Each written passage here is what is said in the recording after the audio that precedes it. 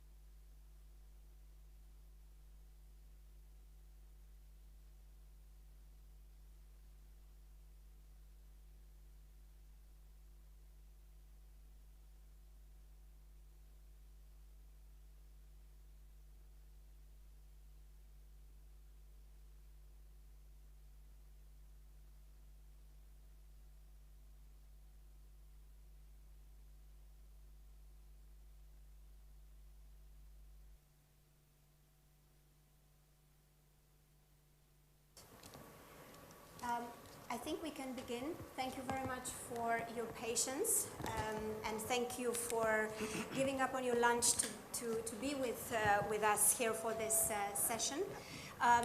I'm afraid that we will be facing you with our lovely bags, so apologies in advance for that, but I will look towards you every now and then in case I see any hands raising for questions or comments. Hopefully we will have time also to bring you in our conversation. So having said that, thank you very much to our distinguished speakers and to our public for joining us today for this youth panel discussion on developing skills and providing opportunities for tackling brain drain. As we all know, massive immigration, especially among young, educated, skilled people, has not spared any of the countries in the Balkans. According to figures cited by EU Observer in 2022, over the past 3 decades, some 9% of the population population in Serbia was lost. North Macedonia lost 10%, Bosnia and Herzegovina 24%, and Albania a staggering 37%. And if this wasn't worrisome enough, well, estimates suggest that the region will continue to lose a quarter to half of its youth talent in the forthcoming decades. Thus, given the huge scale of the already lost youth human capital and the youth immigration tendencies, it seems very important as well as urgent to start thinking about how to keep youth home or how to attract those who have already left to come back home.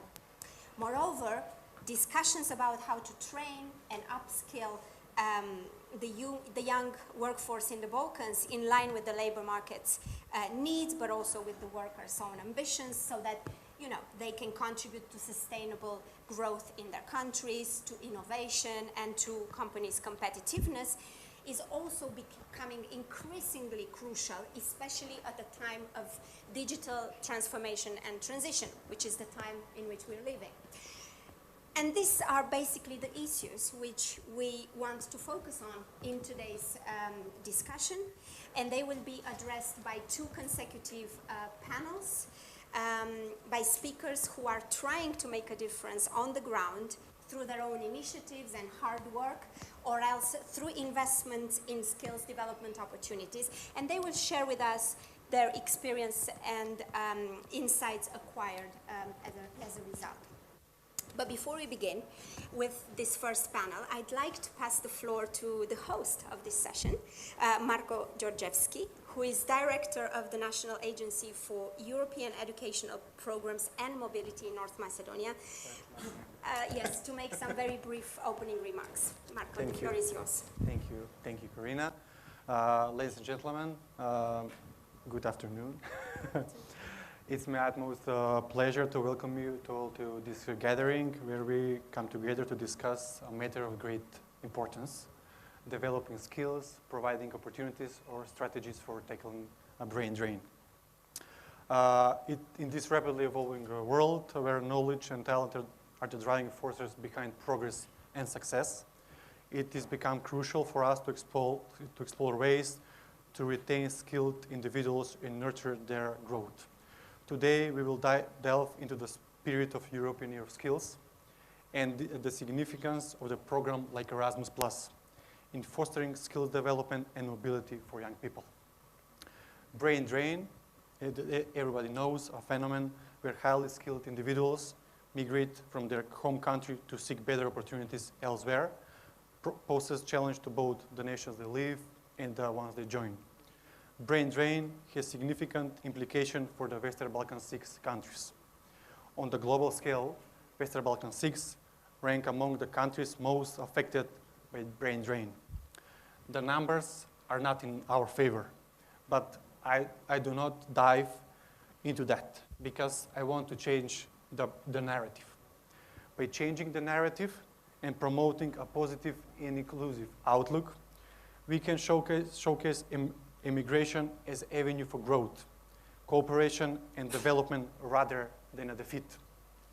To address this issue, it is imperative that we focus on developing skills within our communities and providing opportunities that are competitive on a global scale. The European Years of Skills serves as a platform to highlight the importance of continuous learning, upscaling, and reskilling in the face of rapidly changing job market. By investing in skills development, we not only empower individuals, but also equip our societies with the necessary talent to thrive in the global knowledge economy.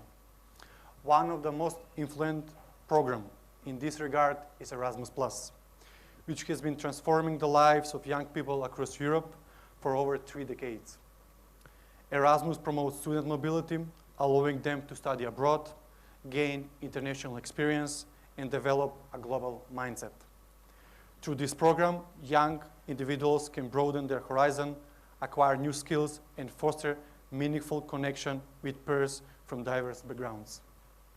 This intercultural experience nurtures empathy, adaptability, and appreciation for diversity and essential qualities for succeeding in today's interconnected world. Erasmus not only benefits the individuals, participants, but also contributes to the economies of the participant countries. It creates a virtuous cycle where young people return to their home countries with newfound knowledge and skills, becoming catalysts for innovation and progress. Moreover, the program fosters collaboration between universities, research institutions, businesses, leading to knowledge transfer and the development of a vibrant European ecosystem for entrepreneurship and innovation.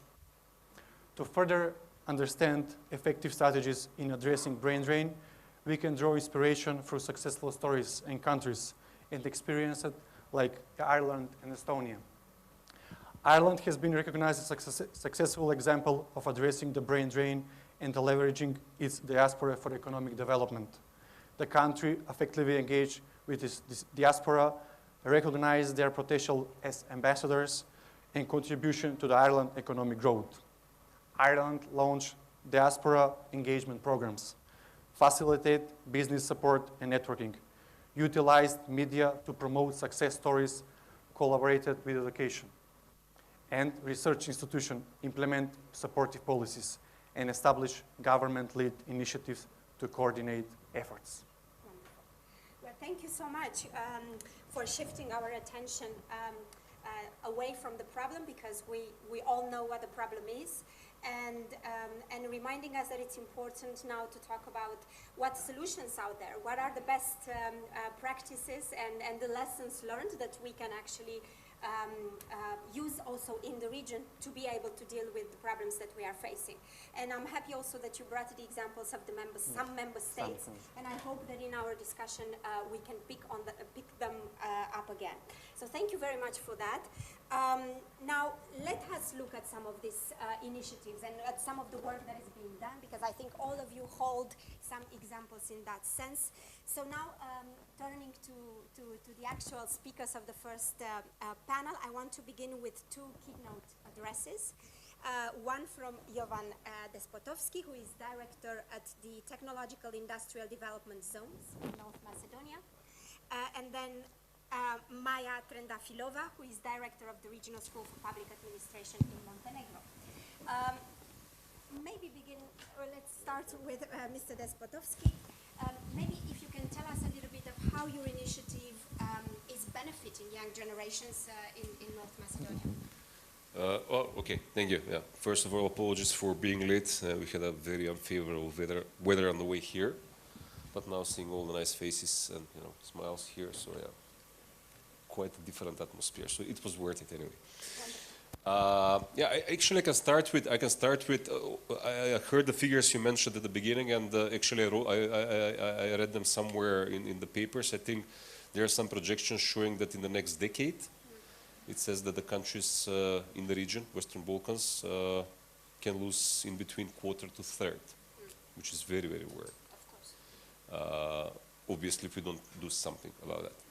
So obviously, all of us need to do something in their own areas of engagement. The field that I'm engaged in is obviously promoting investments in the country, and the focus is foreign investments, but we're also shifting focus now to domestic. Our idea is obviously to support investors, but also, I mean, the goal is to create jobs. Jobs, when we say jobs, it's basically, we would like to bring European jobs, European quality jobs to the young people, or in general to the people of North Macedonia. I can say that in the past 2.5 years, and let's start with the results and then we go to on how we try to achieve even more. For 4,500 new jobs in the past 2.5 years. For the first time in 2021, the average salary in the free economic zones was higher than the national average, which is good. And then last year, actually, we registered a pace of increase of salaries which was higher or more intensive than one in the national economy, which is again good, meaning that hopefully 4,500 people that got jobs, most of them young people actually, at least we tried, or we are still trying to convince them to give a chance to this country rather than to leave. So how do we do that? Obviously, I mean, there are a variety of ways how we can, as I said, you know, each of us in its own area of engagement to try and do something. Obviously, when we provide support to investors, one of our priorities is obviously to see what are the salaries or what are the work conditions, among else the salaries that are paid to the people. And what we did 2 years ago when I took over this, 2.5 years when I took over this position, was basically to stop paying job creation grants to companies that are paying less than we expect that should be compensated to our people. Our very clear message to all investors coming in the country, even those that are here and want to expand, is that we would like to see people get paid. This is number one. So we said we don't care about having nice ceremonies, we don't care about having all these nice numbers about millions being invested. That's fine, that's your money.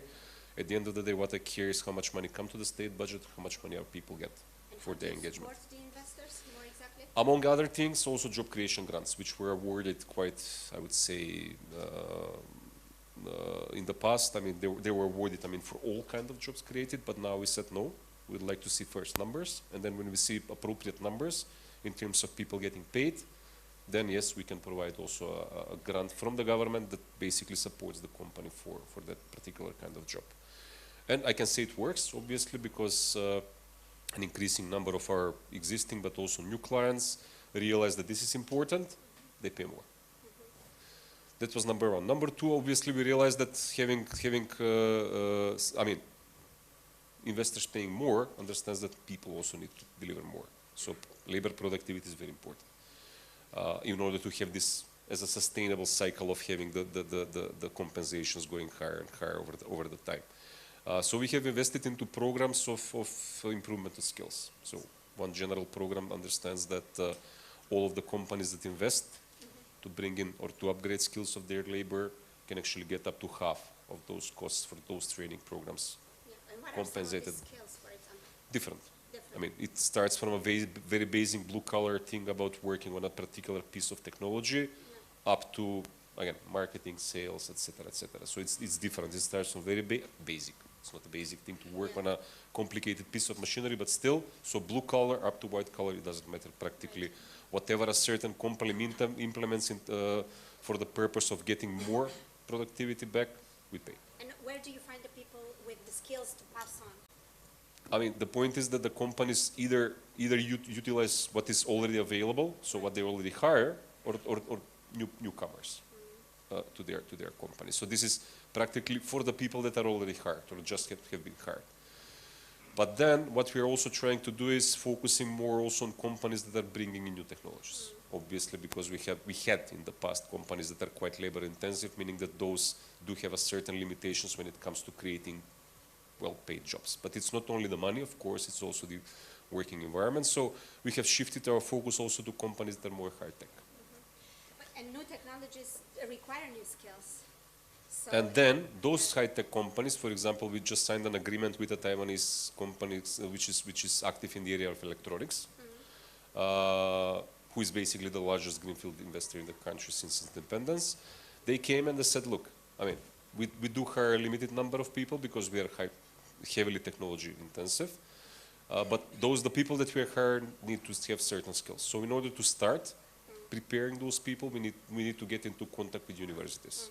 So they came and they said, okay, I mean, they talked with the university in Štip, they talked with the university in Skopje, and they're already trying to develop or to design with universities certain programs that will be actually adopted by the universities and presented basically now to the people that are about to be hired. So we go now step back, so we are not basically now targeting people that are hired, but the people that are actually getting ready to go to the labor market.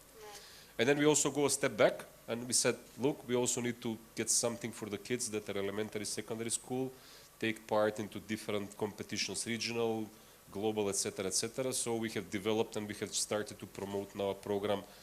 We call it a talented or skills development program, but practically understands that through a variety of ways, including basically paying these kids basically to go abroad and take part in international competitions, basically to try and in a way encourage young people to think more about natural sciences, technical skills, etc., etc. So this is also one of the ways how we are trying to promote higher skills with younger people. That's very interesting, and I'm happy you brought up education because we have several people involved in education. I have more to talk about, but please. Yes, no. so we'll get to it. Yeah. But maybe I turn now to Ms. Trendafilova to ask her to tell us about what Prespa is doing to help the education of young administrative apparatus in the Balkans. And of course, if you can link that to the EU integration context, that would be great. Thanks, Corina. So immensely happy to be in our poetic Struga, actually, which takes this day the center stage when it comes to inclusive policy dialogue and exchanges in the frames of the Prespa Forum. And it's also great to witness how the forum is actually, transforming into a regional flagship of the most positive kind that our region still sorely needs. And for me, it's a particular honor to contribute to the youth panel because Prespa's vision for a reformed public administration is one that is both future-proof and youth-proof, and one in which it is not that unthinkable that a public sector is a truly thriving context for talented youth.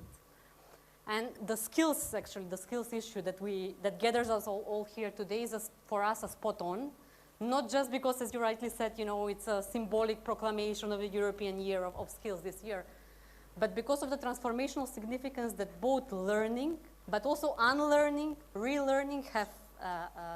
So this is really, really important, and because we no longer need skills just for stability. I mean, this is the exception. We now need skills for adversity, we need skills for unpredictability, we need foresight skills, etc. So now coming back to your particular question on, what is Prespa's contribution as a regional organization that operates as a knowledge exchange hub and in such a way supports the public administration reforms in the region. And actually we have a noble cause. I mean, our cause is to support the development of the human capital, which is the key asset, the only true asset that never depreciates, that only appreciates if you invest in it. And it is the backbone of whatever reform processes, whatever governments need to undertake. So by leveraging on the regional approach, because we are working in the area of the Western Balkans, so in a region that has its common challenges on one hand, but also joint integration vision. So we are leveraging on this context, and we are supporting the reforms through a variety, of course, of instruments. They range from high-level policy dialogue to substantive learning, capacity building activities, which we are increasingly co-creating with renowned EU schools and institutes and academies. But we also deploy technical assistance, policy research, and what is very important for this setup of ours today, mobility schemes, both regional as well as with the EU, that have both a learning component as well as a job shadowing component, which for us is very important. So everything that we do, the center is the regional practitioners network of civil servants, many of whom are young.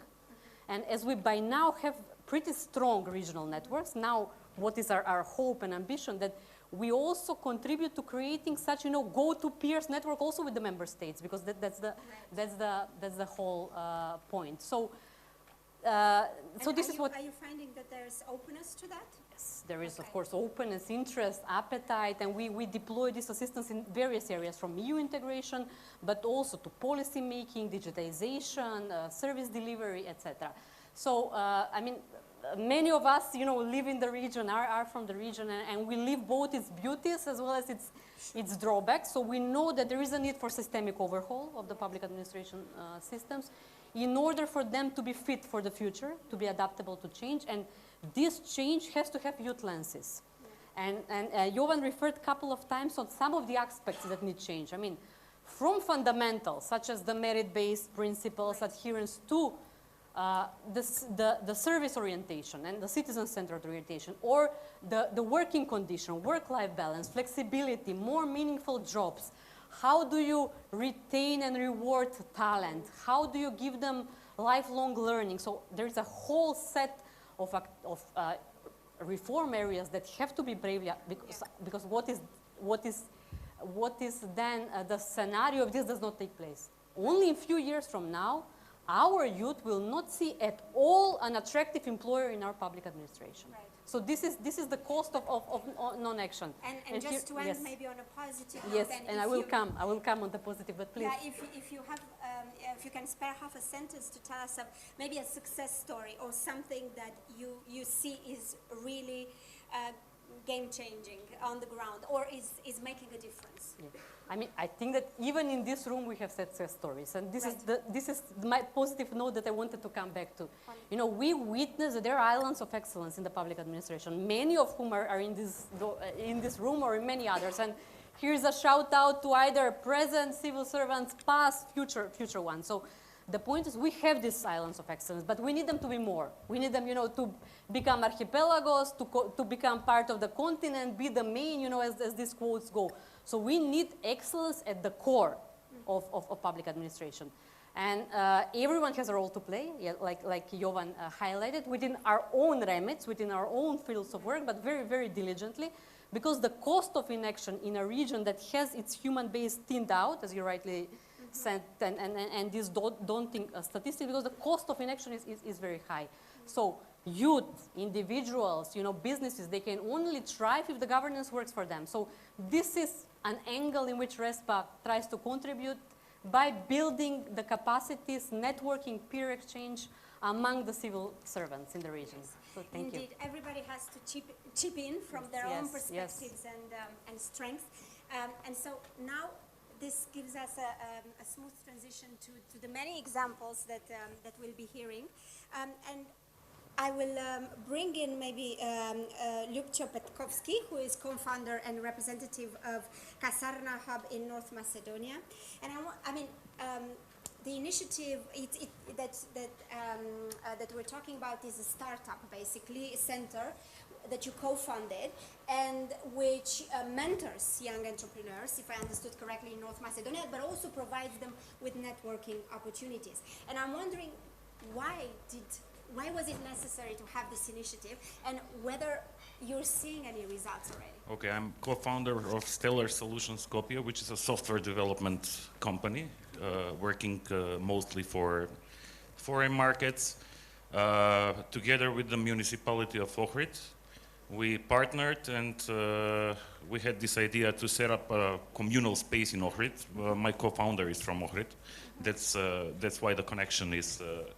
That's where the connection with Ohrid comes from. We partnered with the municipality and we won a project, a European one, supported by the European Union, and we set up this communal space, let's say, in the area of the former military barracks in Ohrid, which is a huge area, neglected area, but forested area with very, very nice industrial style, you know, 1950s architecture buildings. The space was set up 12 months ago. What we offer? We offer, first of all, co-working space for free to remote workers. There are many remote workers in Ohrid. There are many digital nomads coming from other countries. They benefit from the space. Freelancers, small companies, small startups, and so on and so forth. More importantly, we offer matching events. So whenever there was, for instance, a delegation by the Austrian government, the Austrian president came to Ohrid with a business delegation, so we managed to do business with the Austrians. So we invited local companies, and we did very good matching. Even my company benefited from it. We will soon start working for one of the largest banks in Central Europe, delivering services with very high value added, so the money will end up in the local economy. We also offer non-formal education. 170 kids from 8 to 15 years old benefited from 3 months long training on different programming languages, so basics of programming. It was a huge success. It's almost 1,000 people, including parents, families, benefited from this. So that's basically what we do. That's basically what we do. Do you find that there is demand for it? Of so course. people show up? Of course. Yeah. Look, Okay. I will provoke everybody now. So I think when we talk about brain drain, I think maybe the concept is far-fetched. Right.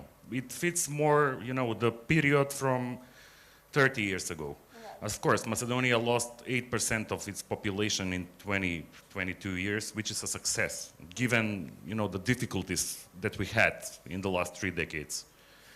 But at the same time, the picture that I am trying to draw is gray. Look at the construction boom in Struga. We are currently in Struga. There is a construction boom. Very nice apartment buildings, very nice houses. Is this 8% of the people that we lost who are investing in these houses? So they're coming back. They make investments because they see some future potential. Maybe the prices will go up. Maybe they will need the apartments in the future. Maybe they will rent them, and so on and so forth. My point is that maybe the trends of migration have changed. Right. There is a nice saying in Serbo-Croatian languages, trbuhom za kruhom. So in the past, people were moving abroad trbuhom za kruhom because of bread. Now people are moving abroad for other reasons, maybe higher salary. Maybe they're happy with the salary they have here, but they're moving because they're not happy with, how certain things work. So many people, I work with returnees. I'm a returnee. My co-founder is a returnee. In Kasarna Hub, we have at least 10, young people who are returnees. Right. People who went to Berlin working for startups realized that, the 3,000 euros that you make in Berlin, are relatively less than the 2,000 that you make here, right. Because money is, cheaper here. Yeah, life is more expensive there. We are owners, but there are many owners here. That's a good legacy of apartment owners. We own our apartments. Right. That's a good legacy of socialism. So the picture is gray. Right. Things have changed. When I was enrolling to university, that was several years after the conflict in Macedonia. The unemployment rate was 40%. Right. It was 40%. Nowadays, my feeling is that we have already full employment. Right. We finally have a labor market, so that we have companies competing. Companies competing for people. To attract them by offering better conditions, better. 5 years or 10 years ago, the topic was how to get a job. People were fighting to get a job in the public administration because the salaries were more competitive than on the market. Right. Now we have the opposite situation. So quite clearly, and you're correct, because there is also data that is suggesting that the trend might be reversing, or at least that there's an opportunity that we're seeing now to reverse the trend.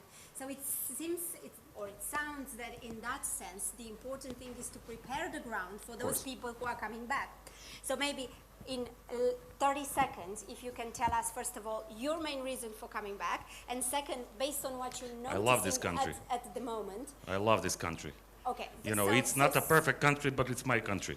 And wherever we go, it's different. Right. No matter how liberal the receiving society is. So it's always the best if we stay here and try to make the most of what we have in terms of developing our lives, creating future for our kids. And can you give me one thing that you think would help for those who return to then stay? We need to keep talent, as you said, in public administration. Attract talent in public administration, because we need people who will make the most of the European funds, which are considerable already, but will increase in time.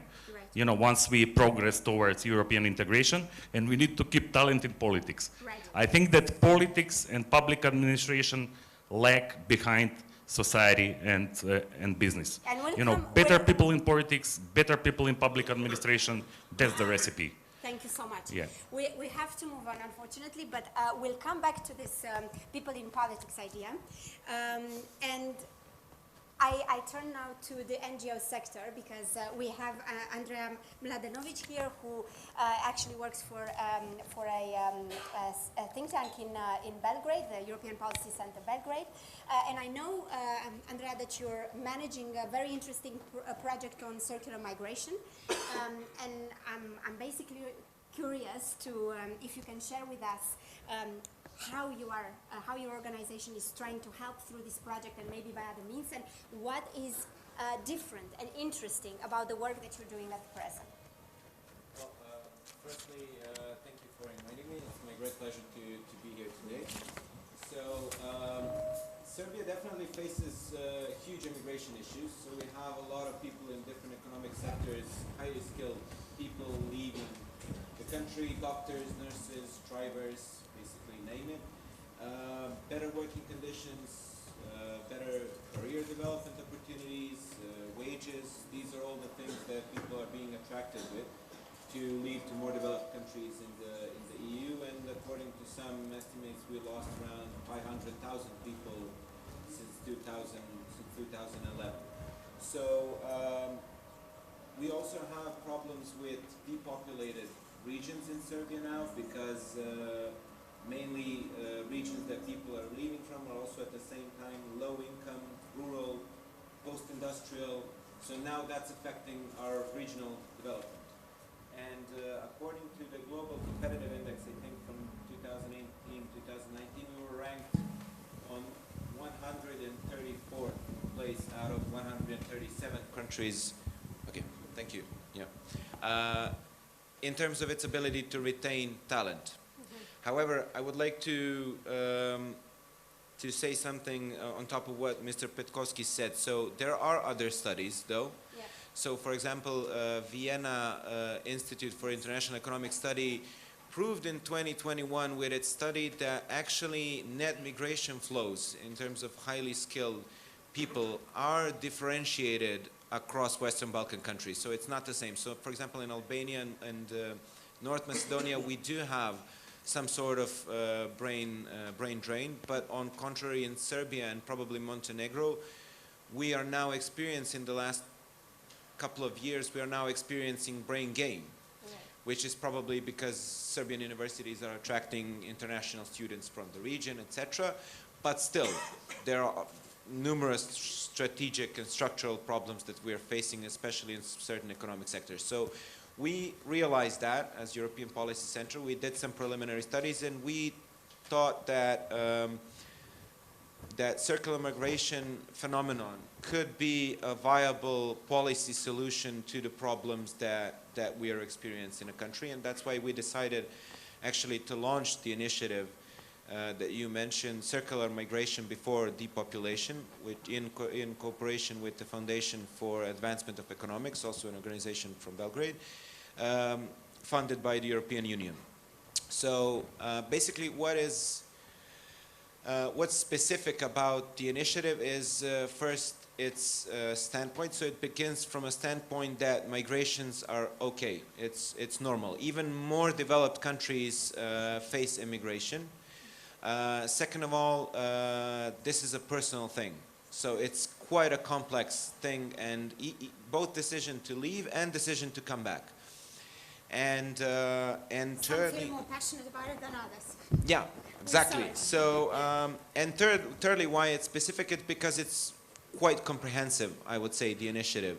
So, in order to deal with the whole brain drain thing, we realized that we have to understand better the push factors, so-called push factors, and we did that by both inspecting strategic and normative framework to see what's going on in that area, mainly economics, the strategy for economic migrations, And then also we decided to conduct 4 citizen consultation processes in different regions in Serbia to talk to people from different regions to see what's been attracting them to come back, but also what's been attracting them from outside to leave the country.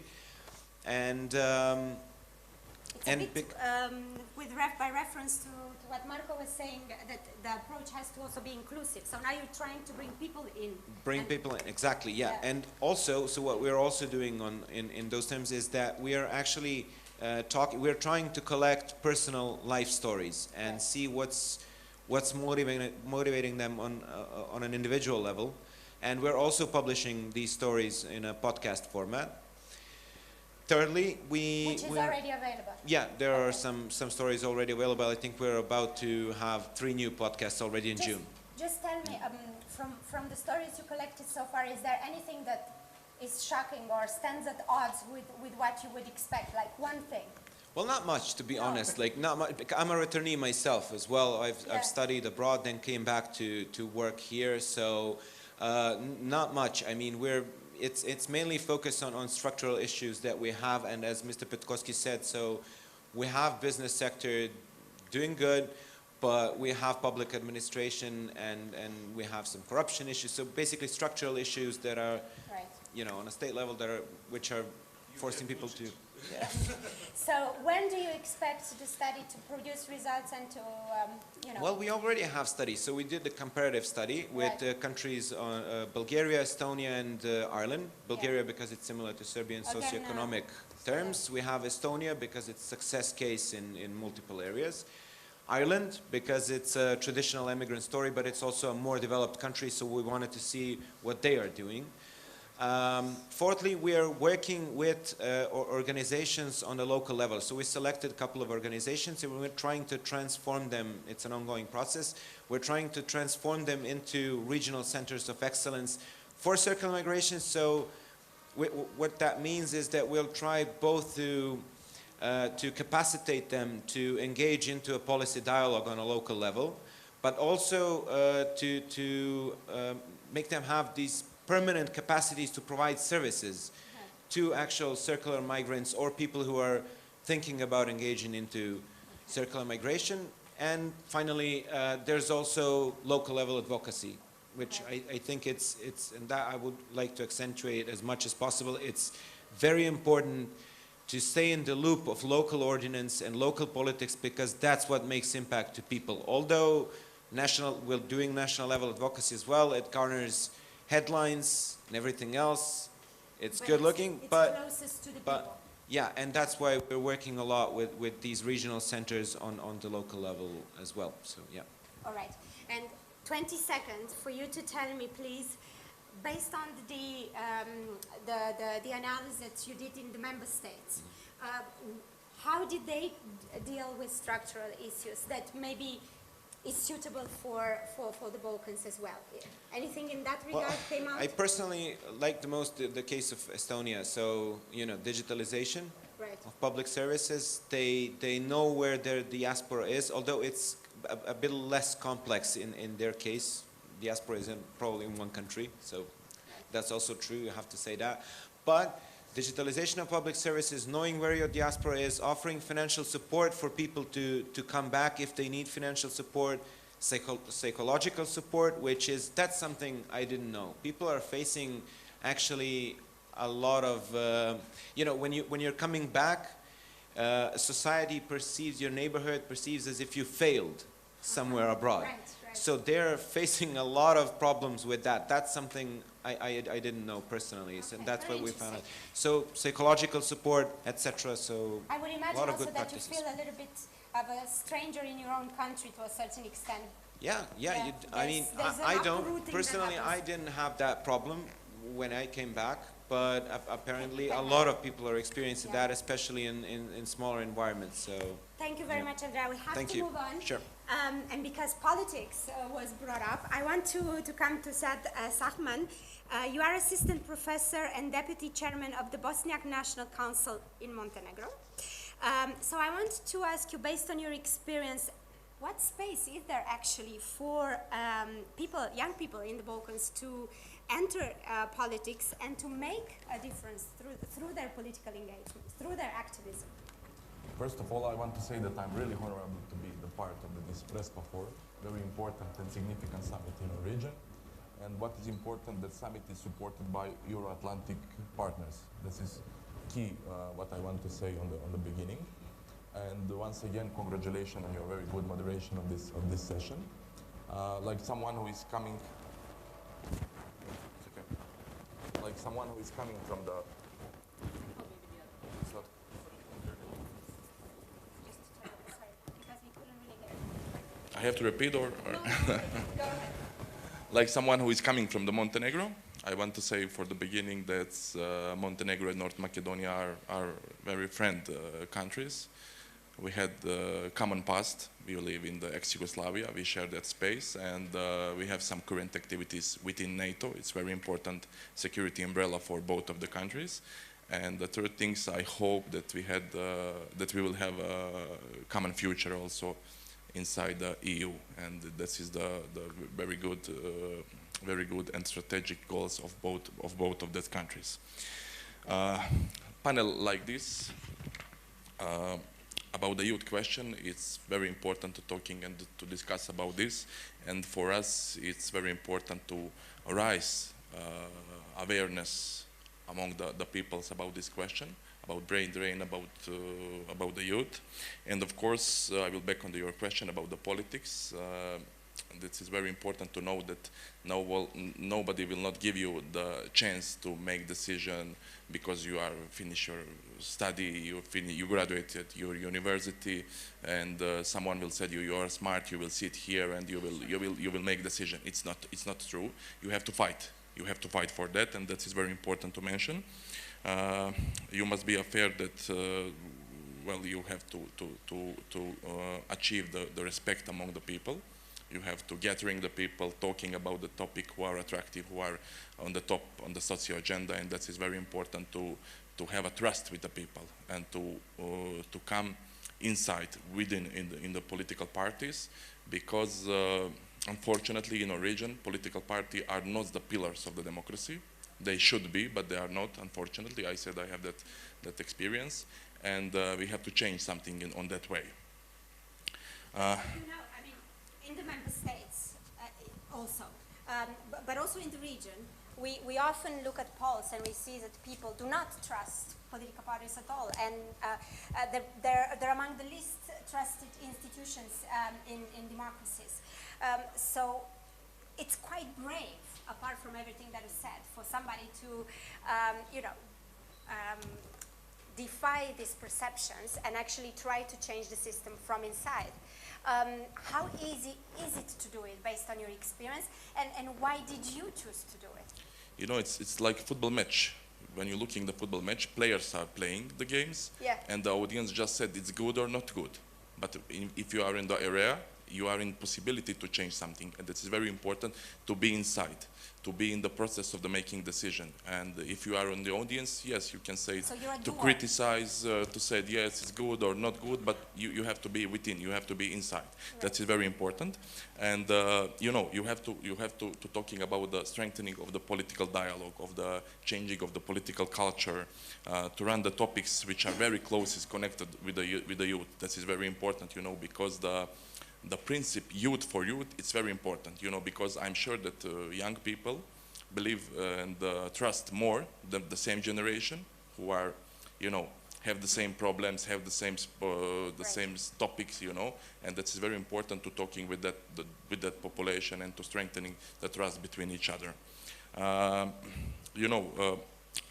cities and the regions have to develop innovative politics, like the people on this session said, to retain and to attract talents. That's very important, If you want to keep the people, we have to be attractive. We have to know why we are more attractive than, for example, why this city is more attractive than, for example, in the other city in North Macedonia, the other cities in Montenegro, etc.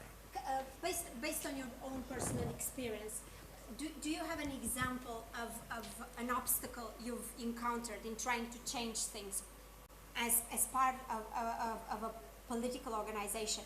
And how did you overcome it? You know, it's very important to have very good connection with the political foundation from the European Atlantic partners. I'm sure that we are in favor because of the, when we're comparing with our senior leadership, because we have chance to learn, to teach, because politics is like science. You always have to be in the topic, you always have to learn, you have to know to read under the lines, you have to have some skills in the politics, and this is very important to have some new skills and new knowledge by the political foundation, a lot of them, you know, like the Konrad Adenauer Stiftung, like the Robert Schuman Institute, like the International Republican Institute from the USA, like the National Democratic Institute, a lot of foundation who wants to help you to shape your own political area. So you need a bit of external backing. Yes, all right, yes, and a lot of diplomacy. Yes, all right. Of course. Well, congratulations to you for this, what I consider quite a brave endeavor. For the last two contributions of this round of our session, I want to turn to come to the issue of education, because the last two speakers that we have, they both deal with education in one way or another, and we have first Blendi Hodai, who is co-founder and executive director at the Forum for Educational Change in North Macedonia. So my question would be, why are you in charge of a forum on educational change? I mean, why is educational change necessary, and how do we go about achieving this change? Yeah, so thank you for the question, but I will need, before answering that, I will need to make a small correction and remark on the brain drain, because the issue, we have been so many times part of discussions on brain drain, and one of the problems is that we need, if we want to effectively address the brain drain, we should start to see the brain drain as the tip of the iceberg. Right. So basically, it's something that we see. We know that we have the problem of skilled people going to more developed and European countries. But what we are not addressing is that what we have on the invisible part of the iceberg. What we have on the invisible part of the iceberg are the corruption, are the people and citizens not trusting the public institutions. We have the political instability. We have lack of opportunities. So these are the concrete problems that our region is facing, and in order to effectively address the brain drain, we should start addressing these issues. What has happened in North Macedonia for the past 32 years? In order to address these issues, the country usually and the government usually takes public policy, right? Mm-hmm. So all the public policies, most of the public policies that have undertaken in the last 3 decades are very poor, and they didn't have too many results, positive results on it. So that is one issue, and the other issue is that if you analyze all the laws and legislations that we have as a country, they are masterpiece, wonderful, as Italians would say, perfetto. But when it comes to the implementation, we lack the implementation of those beautiful strategies and laws that we have in our country. So, but why is that? This is very important to say before moving on to actually why education is important. Is that take for example European Union. When countries want to join European Union, usually they create some trust between the country and the European Union in regards of the reform that should be done, right? But then the European Union, when the policies are created, they are co-created with the countries, and they are given to be implemented by the countries. So basically, here's your homework. They say, here's your homework, go do the homework. What is happening in our country when the policies are created is that we are not giving power to the people. So basically, power to the people means that, for example, if you want to make change in education, you should give the power to the students and to the teachers, because these are the people who are going to implement your policies, not the Minister of Education, not the rectors, not the Deputy Minister of Education, and so on.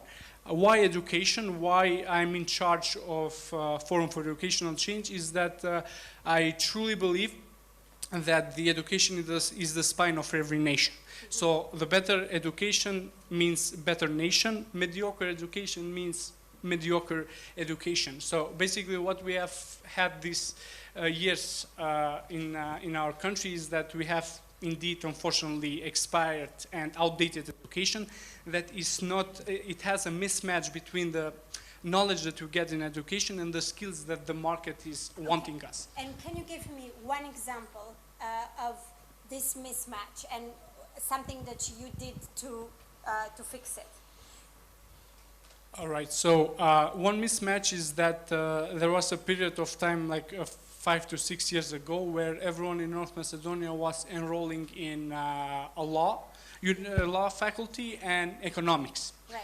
And there was a, let's say, inflation of students that were enrolling in these two fields. And what happened is that right now they are actually not even, they are unemployed, or on the other hand, they are working something that is actually not the thing that they graduated to do, right? So what we are doing to address it, because we are working specifically as an organization, we are a combination between think tank, where we conduct research, and on the other hand, we do the role of watchdog. So what we do is this: we hate to complain. We hate to go to the politicians and say, you know, you suck, you are this, you are that. What we do is basically we do the research, we know where the change should be made, and we just go to them, we say, okay, so we saved you a lot of time, here's the solutions that we think will work, just please follow these results. But I mean, isn't this what think tanks do and civil society? Why would they listen to you? And do they listen to you?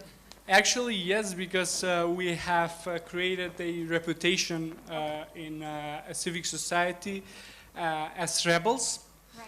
So usually we are criticizing, but we are doing it in a very constructive way because we are giving solutions. We are just not doing, as I said, we are just not saying to them, you suck, but we just say, you suck in a more polite way. Right. We're doing that in a more polite way, and we are giving them solutions. So that is one key on how to work with the institutions, because if you say you suck, they won't want to work with you anymore. Right, so constructive criticism. Yeah. All right.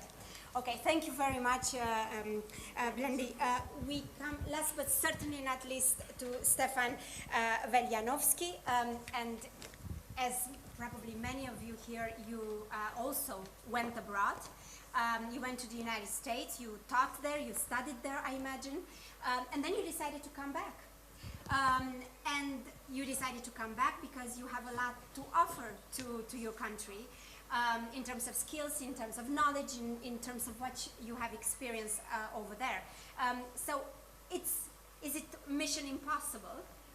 What are you finding in terms of the goals that you have, and how do you go about it? Thank you. It's an honor to be here, and it's most definitely mission possible. Yeah. And I think we just have so much to offer. And just being here, I will say one and first thing that I did study in Struga. So I am a Macedonian product that went abroad, improved themselves in another country, and then came back with the skills that they learned there. So coming here and now seeing the youth that we have, it's so vibrant. They have so much to offer. The positivity is there. And I came back because along the lines of Lupcho, I mean, his energy, his passion, I share that same passion. I love my country. I love my people. We have such diversity, we have such positivity, and I don't want to see that ruined by some sort of pessimism or negativity because of whether it's external factors or other cases. And that's what I try to do. On a personal note, I'm always engaged in doing more research on public policy.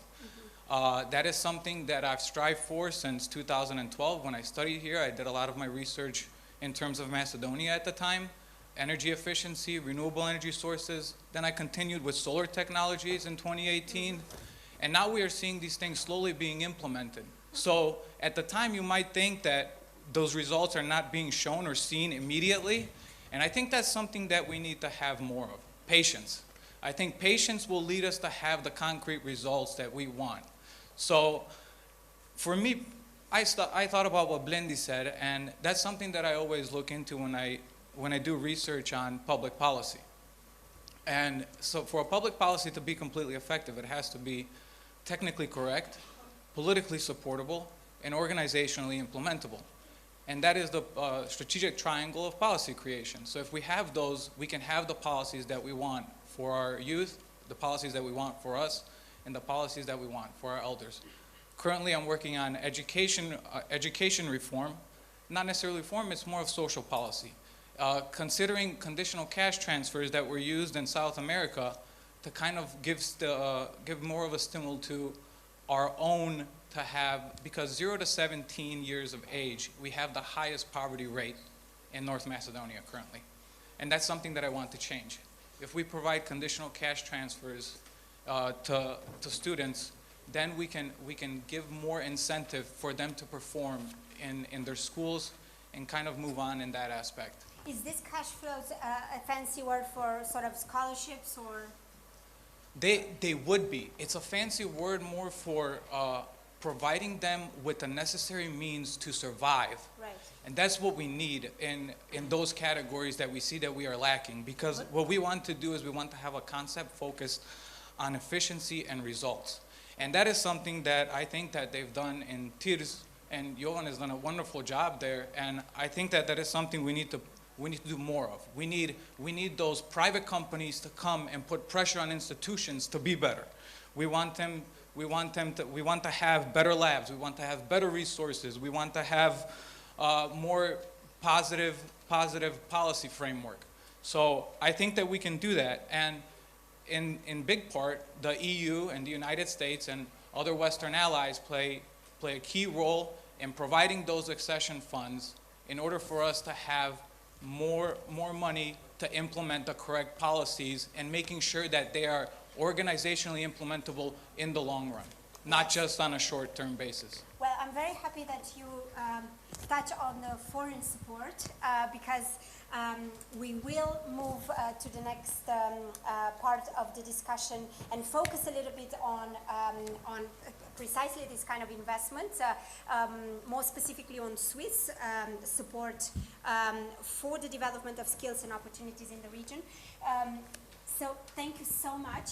We are right on time, given that we started 15 minutes later. I want to applaud you, and maybe the audience can join me in thanking you very much.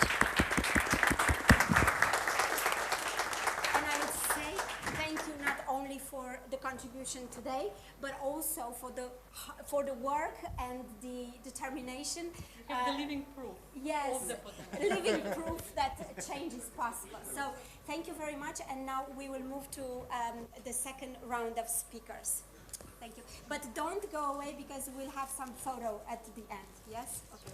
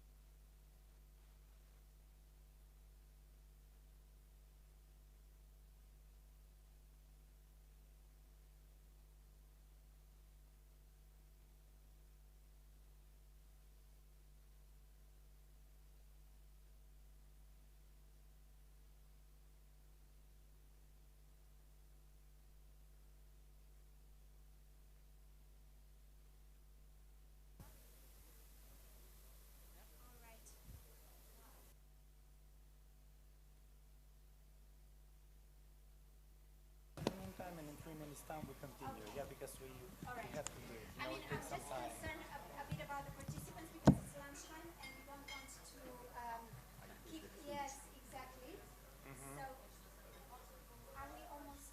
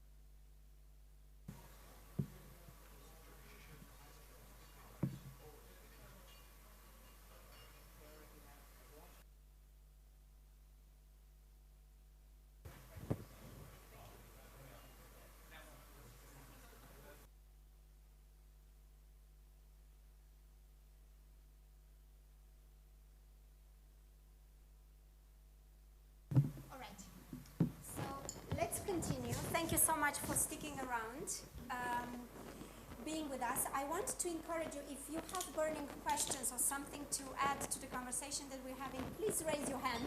We don't have a lot of time, but if I see that there's interest from the audience to come into the discussion, I will try my best to waive your input into the panel. So don't be shy. If there's something to be said, raise your hand. And now, as I said, let's move and look, let's shift attention on investments that are coming from outside and that they're helping with concrete initiatives in the region. And as we did in the previous session, we will kick off with two special addresses. And they will be from the State Secretary at the Federal Department of Foreign Affairs of the Swiss Confederation, Livia Loy, as well as from His Excellency David Gear, EU Ambassador to North Macedonia. So, the State Secretary, would you like to go first and give us your take on the topic that we're discussing? Thank you very much for inviting me to this panel. It's very important. Youth is the future, so that's the place to be. And I think that even though you want me to focus more on, of course, the investment, I still want to say a few words about brain drain, because this is obviously a very important topic all over Europe, by the way. I think, first of all, obviously there are many positive things to say about mobility. And I think it's not for nothing that there are all these exchange programs, also in the EU, for example, Erasmus Plus, because it really brings people together. It's an intercultural exchange that is very much enriching. But of course, the other side of the coin is that many young talents move away and sometimes do not come back. Well, I just heard the last intervention of a young entrepreneur who came back, so that's a very good example. Or even, okay, yeah, well, as I came late, so I missed half of them. So I think that is very important to make sure that somehow the talents find their way back, or that they get a perspective here, because I think it's often the reason, of course, why people migrate in the longer term is a lack, or at least a perceived lack of perspective. So it's important to create a perspective for a good livelihood for yourself, your family, good services, healthcare, but obviously, ideally also, and it was also mentioned before, no corruption, an independent justice system. I mean, just a society that works in a fair way, I would say.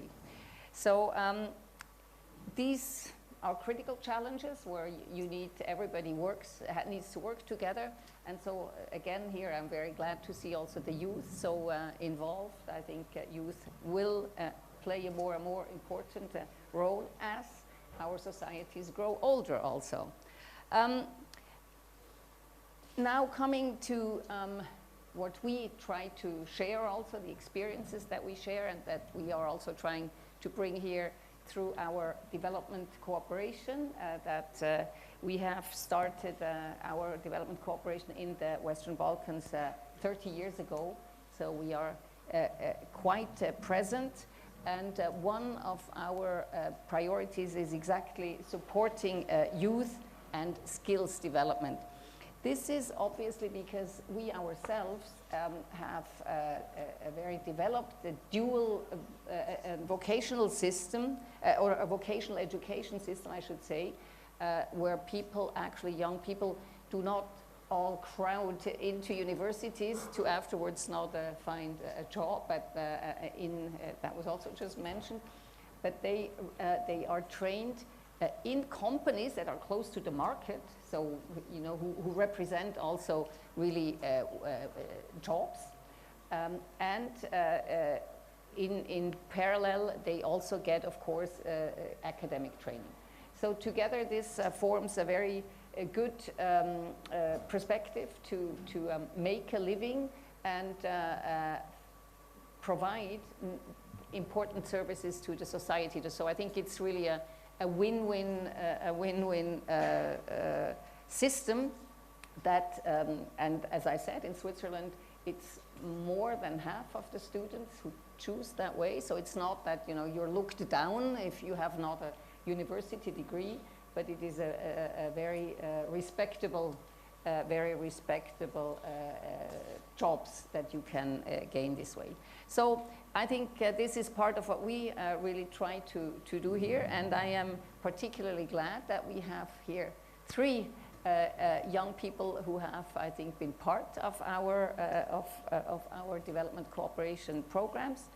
Greta, Leka, and Igor from Albania, Kosovo, and North Macedonia, and I think we should first and foremost listen to them. Definitely. But since you, maybe a quick follow-up question, since you mentioned that you've been involved with the region for the past 30 years, 3 decades. Are you seeing a difference? Or are you, are you seeing obstacles that are being removed? Are you seeing a change? Are you seeing how your investments are starting to pay off in a general, from a general perspective? Yeah, I think the Western Balkans have come a long way when we think back into the 90s and 2000s, where the Western Balkans are at a very different place. And for us, you know, we have a lot of also people from the Western Balkans who live in Switzerland. So we have very close ties and see also how they are more interested in being part of the development of their original countries, and often also go back. So definitely we see a difference. And do you think that you are also inspiring maybe a culture domestically for such investments to take place, as you know, people are becoming successful and resources are more available, that they too at the national level think about investing in initiatives like the ones you've supported? Are you coming across such a sort of, is your passion rubbing off at the national level? I think there is a growing understanding also by the diasporas that it's actually a good thing to be, because I mean, most of them still have obviously families in their countries of origin. So they see also that they have a personal interest in a way. Right. And I think in general, this understanding is growing that, maybe everybody emigrating is not the solution to our common problems. Yeah, thank you so much. Maybe we bring in the EU's perspective now, and I turn to His Excellency, the Ambassador, for his opening statements, and maybe by reference to how the EU is complementing Swiss efforts. Okay, well, thank you very much. I have to confess that when I saw the title of this panel, Skills Providing Opportunities, Strategies for Tackling the Brain Drain, I thought, oh, there's going to be a big risk that this is going to be an exercise in gloom. But in fact, we saw exactly the opposite. Really eloquent, really articulate people coming up, making the case for investment in this country, in the Western Balkans, and for really driving change. And I'm really impressed. My only regret is that we don't broadcast this on CTEL or on MRT or on the main channel here, so the whole population can hear young people explaining why they want to be here, what contribution they can make, and why they came back. It was really very impressive, and I'm sure we'll hear more of that. So very impressed. Also very happy to be together with representatives from Switzerland, with whom we have an excellent partnership, in particular in this country and across the Western Balkans. I'm going to talk a few words about the general topic rather than focusing in on investment itself. I mean, the issue of the brain drain, the issue of movement of people is, of course, also a huge issue within the European Union itself. Those countries, the magic enlargement process, which is transformatory and is the key to resolving this issue, does not resolve it overnight. We've seen that with Poland, with Bulgaria, with Croatia, and even within the EU itself. If you look at different member states, you will see, in particular between rural areas and cities, there are movements which make it very difficult to ensure sustainable development across countries in an even way. And that's why we have things like structural funds and other types of support. I think others have spoken much more eloquently than I can about the push and pull factors that account for the fact that people leave the country. The EU accession process is ultimately, and that it should be credible and provide a realistic perspective for joining the European Union, is probably the best tool to find lasting solutions to the issue of brain drain and providing an environment whereby people feel that they can make their home where their home originally was.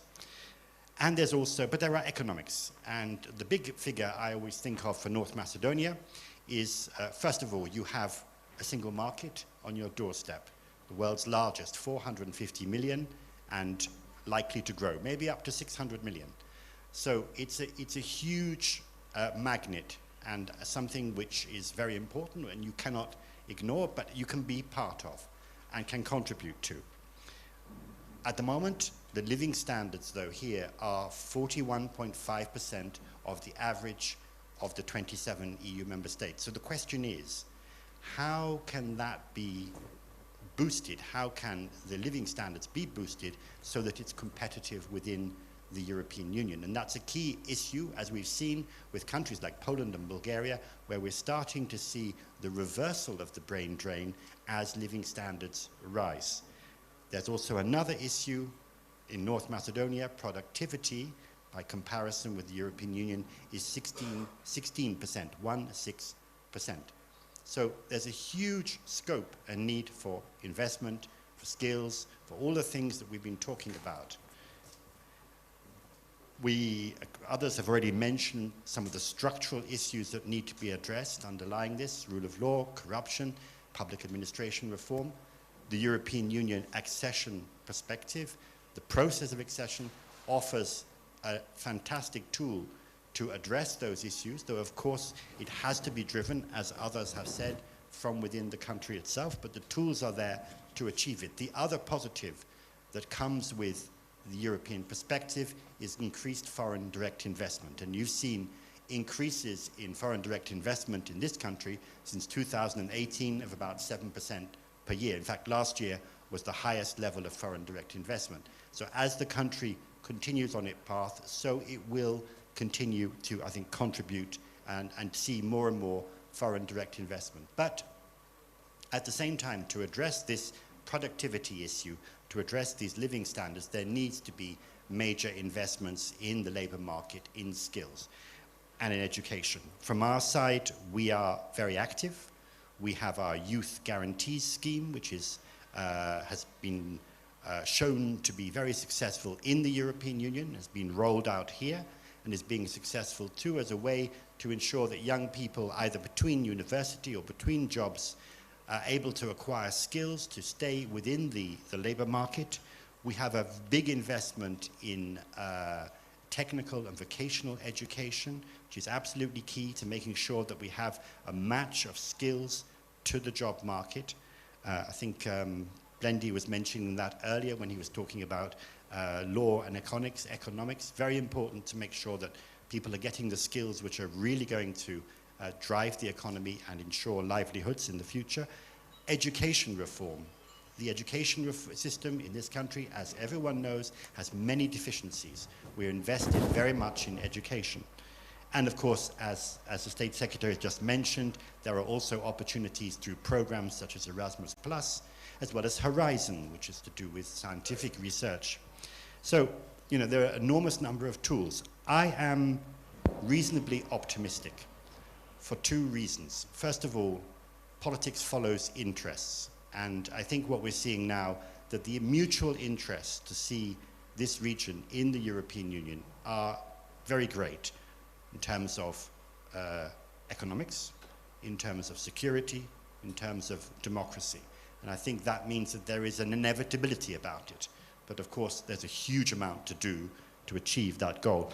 And second thing is, that makes me very optimistic, is just listening to people here who passionately believe that change can happen, who don't buy the cynical argument that it's all awful, it's all terrible, nothing can change, and it will always be like that. No, they say, we're going to come back, we're going to create the country that we want to live in.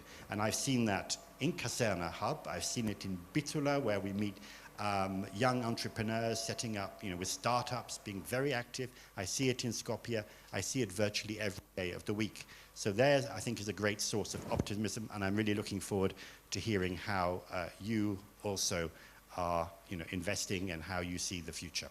Indeed,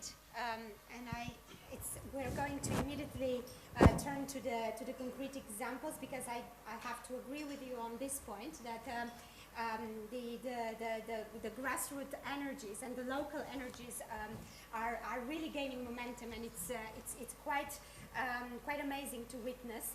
I'm maybe a little bit more pessimistic on the inevitability of enlargement after 2 decades. This June we're celebrating 20 years since Thessaloniki, and despite the Commission and the EU's insistence on the fundamentals, we know that the process is progressing very slow, and I'm still wondering if we found the right formula, but at least we have this help that is coming from the ground, from younger generations, and that hopefully will help to move things forward quicker than we have managed to do so far at the top level. And with that, maybe we move to hear your voices and your experiences. And as the State Secretary has mentioned, there are at least 3 projects among you who have received support from Switzerland. First, we turn to Igor Majov, who is President of Startup Macedonia and Investment Director at the Nest Group. How do you contribute through your work to the growth of a Macedonian startup ecosystem, and how do you support young entrepreneurs in your country, basically? Yeah, thanks. So first of all, for the invitation. It's not every day we tend to speak about these type of topics, and especially being in a room where the words artificial intelligence and unicorns are not mentioned several times during the conversations, because this is the environment we are working in. Every day working with innovation, with startups, with founders who are big dreamers and actually are asking for this type of support. This is much more than the regular businesses are asking. So this is the reason why we created Startup Macedonia. It was created 8 years ago with a vision to unite number of individuals as a grassroots initiative, bring all the resources in one spot, and actually spread the message that yes, you can do it from here, you can create global businesses and challenge big names in the world of tech. So we are doing that for the past 8 years, supported by multiple partners, Swiss programs, European Union, USA, but also many private, I would emphasize private businesses who would like to see young people come back, and I will emphasize on coming back, because this is the most successful businesses we are currently supporting, are either a combination between founders for foreign country and locals, utilizing the talent and resources that this region and the countries have, because we do have something specific to offer, and this is the grit and the interest to prove ourselves that we can do it better and kind of be on the same level in European Union and global as well. So what we are doing to help, we try to be the megaphone to kind of echo the successes of the founders we work with. We do a lot of programs. We do support acceleration programs, hackathons, and many other events focusing also on the side of investing. And I'm glad we mentioned the investment part, because investment doesn't come only in funds, in cash. It comes also in know-how, how to do things. And this is how we actually bring this through the programs we work with the partners, not just governmental, but also partners in European Union, Switzerland, Sweden, Germany, etc., where we take the best cases and we bring it back here, and we try to accelerate the process of growth.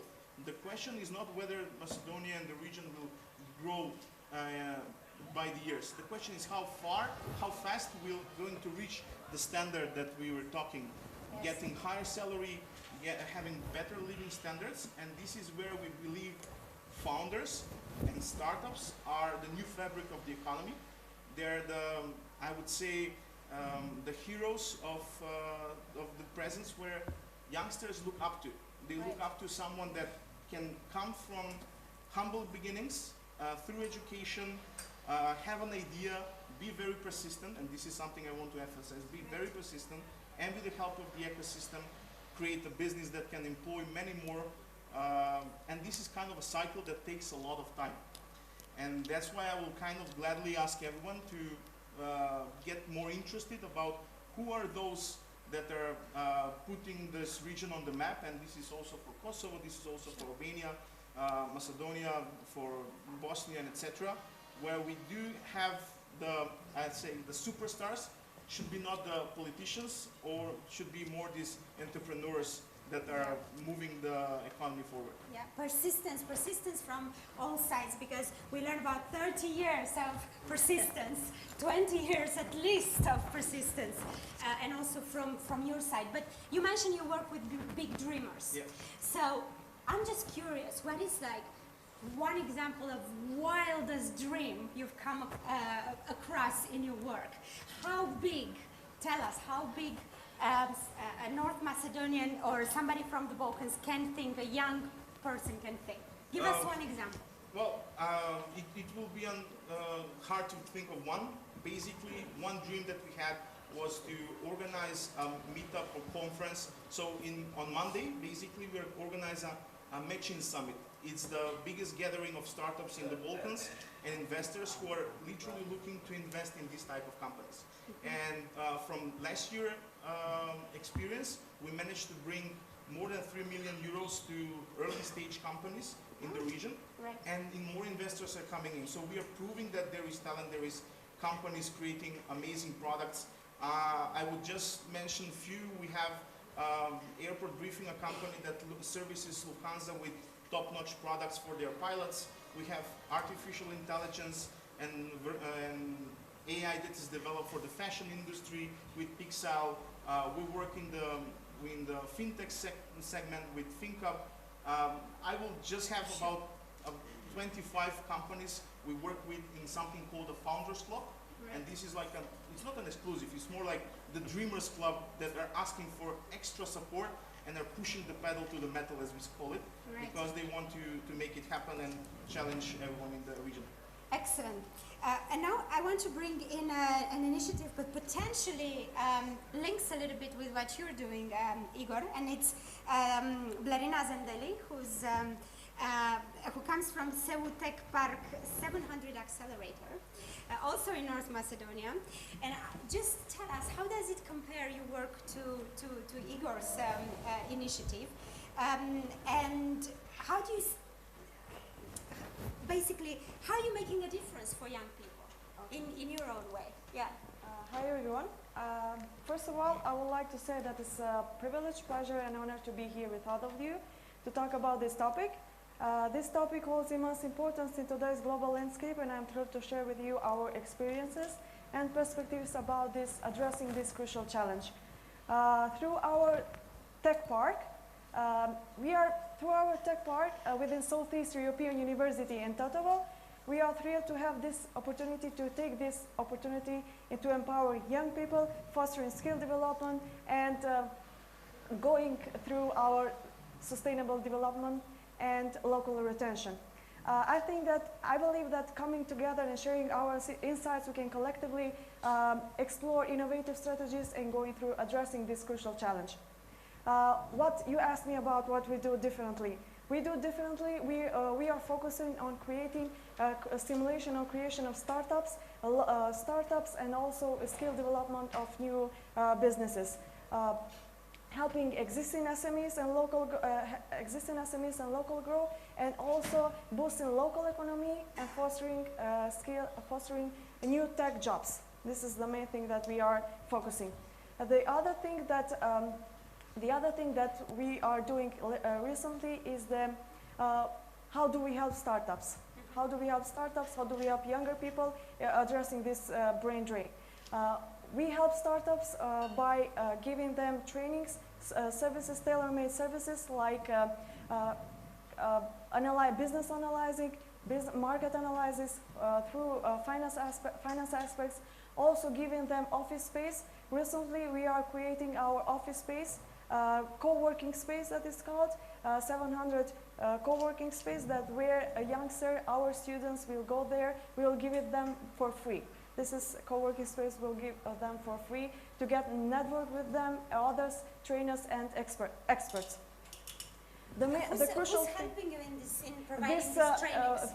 With this accelerator program that I am talking about, we have partnership with GIZ organization, and with this accelerator program, we have one goal: to help Macedonian entrepreneurs succeed. We are in the phase. This is the first year of our accelerator program. We are in the phase that we have selected 6 startups within 36 startups that have applied in the first batch. Now we have 6 startups, and with those 6 startups, we are going in the phase of training.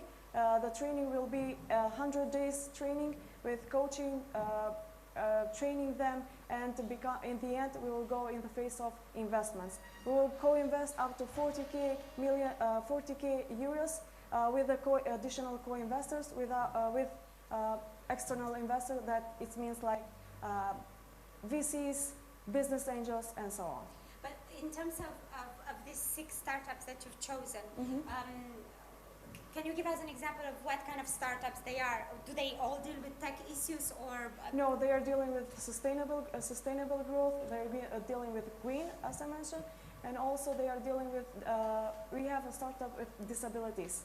Right. People with disabilities, they are not working. They make a program that will software that how people with disabilities they will work. And how did you choose those among the 30 things? Why those and not? We have a committee with our university and also with investors. Investors saw that those 6 startups will be the best choice. They have the most potential. Yes, to invest on them. Okay, thank you so much, Blerina. So we also have here with us Lek Žarka today, and he's co-founder and network director of Benevet Makerspaces. Yes. What are some of the resources that you provide to young people that, you know, if you didn't exist, they wouldn't be available to them otherwise? Thank you. So first of all, it's an immense pleasure to be here. I would have to say that the depths for Bonavet, but also the state formation, goes highly on the state of Switzerland for supporting its endeavors to becoming a European country. So Bonavet means do-it-yourself in Albanian. Right. And in this sense, I would have to just go a little back to explain why we're at this point in time. So myself, I'm also a returnee to some extent. I've worked for a year, less in Basel. I was in private banking. Then I went to studies in US and I came back. But during both experiences, I learned something. And that's the most profound experience actually, and something that helped us initiate what we're doing in Kosovo with Bonavet. So Bonavet is a product also of a diaspora guy who came back from Switzerland, lived there for 30 years, developed its own business. It's a big company who even was registered at the stock exchange in Zurich in 2002. So sold the company, came back to Kosovo. So brain drain doesn't always translate to missing opportunities, but those investments, in time, they come back to the States. So before launching Bonavet, we initiated a venture idea. So we wanted to help startups and businesses in Kosovo by funding them, angel investors, but also mentoring them through their development, the 2-year development. In the very first year of our competition, in 2013, we saw that we didn't have a lot of tangible ideas and good ideas to invest in. And the second year, we had less applications and even less good ideas. That's when we decided to open Bonavet, which started as a makerspace. Usually makerspaces are in a traditional concept, are open spaces filled with technology equipment, high-level advanced equipment, where startups and individuals go there, they do their prototyping, they invest in their own idea, and then they tackle angel investors and they launch up as a business, hopefully. But in Kosovo, we couldn't do that because of its history. Because of dictatorship, communism, war, we never had a profound educational system. We never had a dual system which is based on an industry. We never had an industry-based system where it tackled, so the education, it said, bring me these guys and girls and we will do this. So we said, let's start with 7 years of age. And we believe that the education in Kosovo and everywhere in the world, every society, the best investment you can do is in education. And we start early. So we started working with children of age 7, and then we lowered that threshold to the years of, so 5 years of age.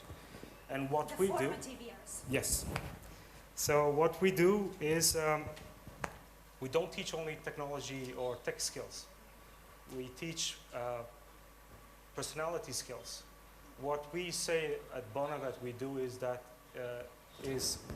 Bonavet is a space where individuals come and identify their talent, and we help them develop that talent with passion and love. And we do that from the ages of 5, and we work, the eldest we've had is 64 years of age. So we have quite a profound educational investment or system working from 5 till 70. And we work very closely with public schools. And besides this chain of makerspaces, because now we have 6 centers in 6 big centers in Kosovo, we have developed 2 other initiatives. First of one is Kosovo Makers League, and that's the biggest national league. And that came through a discussion and collaboration with the state of Croatia. That was a cross-regional competition, so we decided we were invited to host it. And now we work with more than 300 schools, public schools in Kosovo, with more than 3,000 children every year, where we teach them robotics, electronics, entrepreneurship, presentation skills, soft skills, and whatnot. And the second initiative is Kosovo Ideas. That's a crowdfunding platform where we help civil projects get donations and increase their potential. So with Bonavet, we complement the educational system school, but we also work very closely with our ministry. We have tailored a curriculum, our curriculum based on our experience, and now we're discussing on them and we're pushing the best experiences and the best example in the educational system. Sounds pretty amazing. One thing that I could ask you is, you're coaching these people and mentoring them in a sense to empower them and also to build their confidence, if I understand correctly. Do you also encourage some of them, for instance, given that they start early, to maybe go abroad and acquire education at top-notch universities? Do you actually speak to them and encourage them to leave in order to improve even more their set of skills, or you're doing it with the intention that actually the system would be good enough that you offer domestically that they should stay? It's a very interesting question. We have a career orientation program. So on a yearly basis, we work with around 4,000 to 5,000 individuals only in the very first initiative with Bonavet. So altogether, we're working with around 7,000 to 10,000 people on a yearly basis. Through the career orientation program, we give scholarships and we incentivize young people to go and study abroad because they learn something and they come back, and they cannot always find their profiles, their desired profiles of quality in the region. So we've had makers, we call them makers, our members. We've had them going in Austria, we've had them go in US, in the region, all over, and we do incentivize, actually we do help even financially, but fortunately all of them came back. Fortunately? Yes. Good, very good.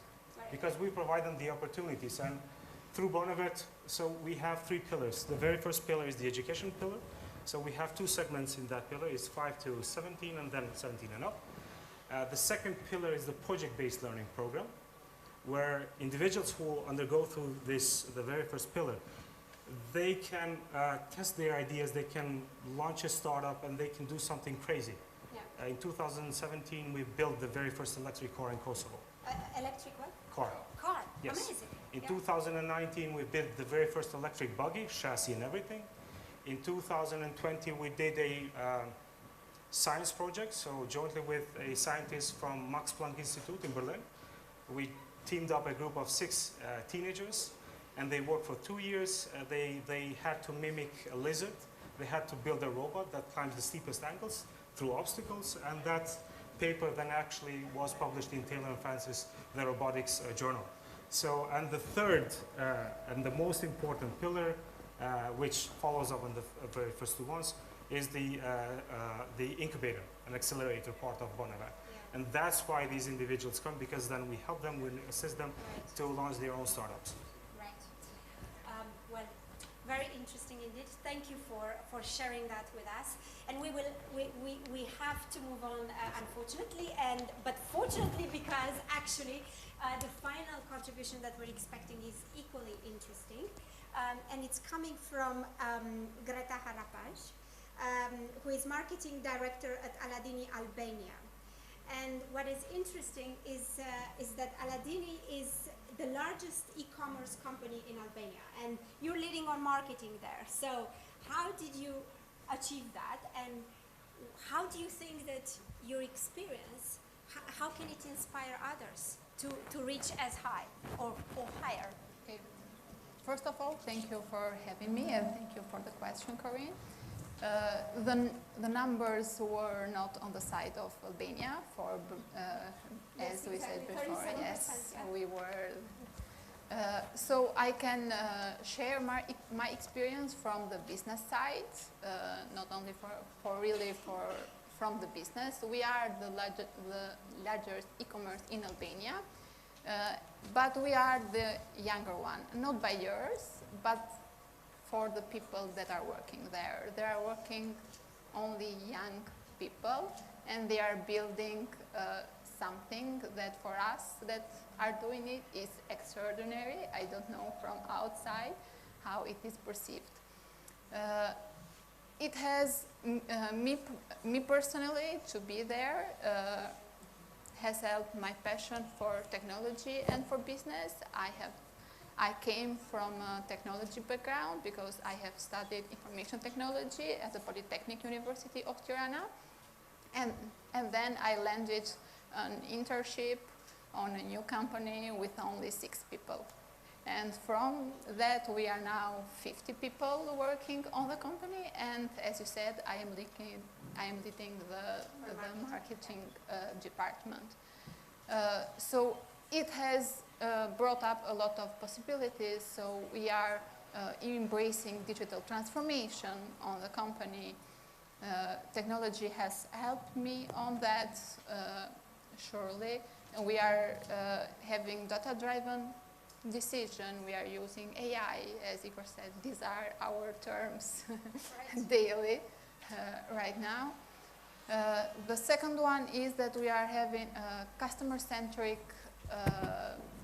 mindset. So at the center of our politics on the company is the customer, and we are doing it on data insights all the time. And the last one is that we foster innovation. We bring new ideas, we listen ideas from all of the team that is there. We try them, we test them, and we at last we celebrate them if they are successful. How can my experience and the company of my experience help younger people? The first one, it can encourage entrepreneurship, surely, not only by opening an e-commerce company, but the e-commerce environment has a lot of aspects that someone can use. someone can have a talent on technology, they can program, but they can have a talent on business, they can sell, or they can do crafts and they can sell online. They can use very good social media, so they can collaborate with companies like us that are selling online. They can create content. So this is a limitless environment. I have put it this name because I think there are limitless possibilities, yes, for young people to enter to it. And what I think is also interesting in your case is that you went through the national education system. Yes. And I assume you studied something that is rather classic. Yes. But then you managed to make something quite cutting edge out of it. And I think, like also the other initiative that we've heard about today, is very impressive and very inspiring that you are so creative. Thank you. And that, yes, you're basically setting the new standard and the discussion and driving it. So I'm very pleased and very honored to have had the chance today to hear about all these amazing stories. I'm afraid that we need to close it because we went a little bit over time. But please join me in thanking our speakers on this round as well.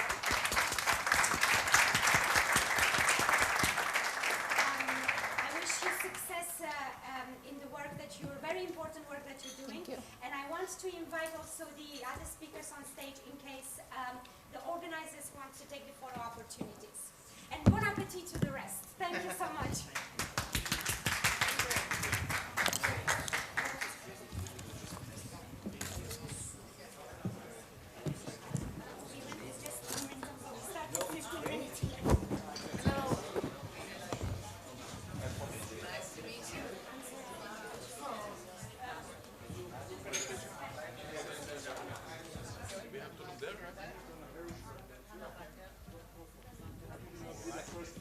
Let's see if we all have it.